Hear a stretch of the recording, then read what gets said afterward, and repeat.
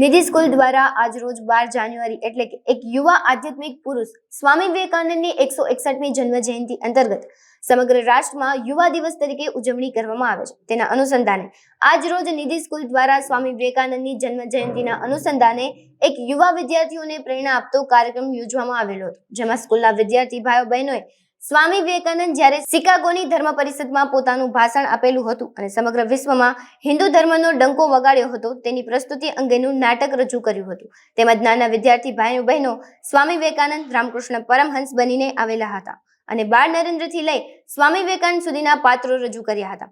તેમજ ધોરણ 3 થી 8ના વિદ્યાર્થી ભાઈઓ બહેનોએ વક્તૃત્વ સ્પર્ધા રાખવામાં આવેલી હતી। મારું નામ મકવાણા વાળી છે, નિધિ સ્કૂલમાં શિક્ષક છું। આજની જે યુવાન પેઢી છે એ પણ સ્વામી વિવેકાનંદના જે આપેલા જે જીવન ઉછાળ છે, ભારતીય સંસ્કૃતિના શાંતિ સંદેશો છે, એના જીવનમાં એ જ રસ્તો અપનાવે, એ જ માર્ગ ઉપર ચાલે, એ જ આ કાર્યક્રમનો અમારો ઉદ્દેશ છે। આ કાર્યમાં અમારે 1 થી 5 વિદ્યાર્થીનોએ જે સ્પીચ આપવાના છે અને 6 થી 8ના જે વિદ્યાર્થીનો છે એ એક નાનામાં નાના પ્રસંગ લઈને નાટક તૈયાર કર્યું છે, જેમાં નરેન્દ્રનાથ દત્ત નામ પાડવામાં આવ્યું હતું, જન્મથી લઈને અને જ્યારે સ્વામી વિવેકાનંદનો જે આખો પ્રસાર કર્યો હતો અને એનું નામ કેવી રીતે મળ્યું હતું એ આખું એમાં નાટકમાં એક એક પ્રસંગને ભજવવામાં આવ્યું છે। એ ઉપરાંત શિકાગો જે વિશ્વ પરિષદ થઈ હતી એનું પણ એક નાટક છે એ તૈયાર કરવામાં આવેલું છે। વેશભૂષા પણ તૈયાર કરવામાં આવી છે।